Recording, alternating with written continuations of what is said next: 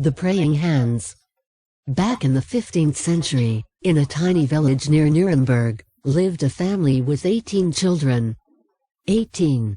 In order merely to keep food on the table for this mob, the father and head of the household, a goldsmith by profession, worked almost 18 hours a day at his trade and any other paying chore he could find in the neighborhood. Despite their seemingly hopeless condition, two of Albrecht Dürer the elder's children had a dream. They both wanted to pursue their talent for art.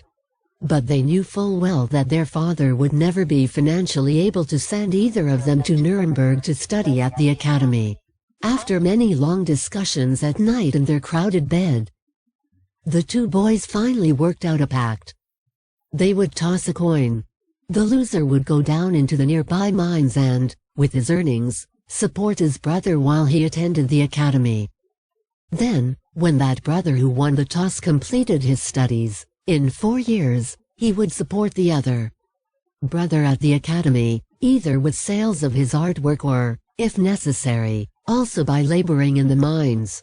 They tossed a coin on a Sunday morning after church. Albrecht Dürer won the toss and went off to Nuremberg. Albert went down into the dangerous mines and, for the next 4 years, financed his brother, whose work at the academy was almost an immediate sensation. Albrecht's etchings, his woodcuts, and his oils were far better than those of most of his professors, and by the time he graduated, he was beginning to earn considerable fees for his commissioned works. When the young artist returned to his village, the Dürer family held a festive dinner on their lawn to celebrate Albrecht's triumphant homecoming. After a long and memorable meal, punctuated with music and laughter, Albrecht rose from his honored position at the head of the table to drink a toast to his beloved brother for the years of sacrifice that had enabled Albrecht to fulfill his ambition. His closing words were, "And now, Albert, blessed brother of mine, now it is your turn.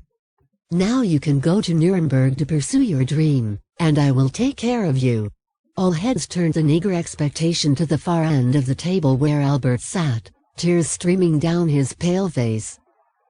Shaking his lowered head from side to side while he sobbed and repeated, over and over, "No, no, no, no." Finally, Albert rose and wiped the tears from his cheeks. He glanced down the long table at the faces he loved, and then, holding his hands close to his right cheek, he said softly, "No, brother. I cannot go to Nuremberg. It is too late for me. Look's what 4 years in the mines have done to my hands. The bones in every finger have been smashed at least once, and lately I have been suffering from arthritis so badly in my right hand that I cannot even hold a glass to return your toast, much less make delicate lines on parchment or canvas with a pen or a brush. No, brother. For me it is too late. More than 450 years have passed. By now, Albrecht Dürer's hundreds of masterful portraits, pen and silver point sketches, watercolors, charcoals, woodcuts, and copper engravings hang in every great museum in the world. But the odds are great that you, like most people, are familiar with only one of Albrecht Dürer's works. More than merely being familiar with it, you very well may have a reproduction hanging in your home or office. One day, to pay homage to Albert for all that he had sacrificed, Albrecht Dürer painstakingly drew his brother's abused hands with palms together and thin fingers stretched skyward.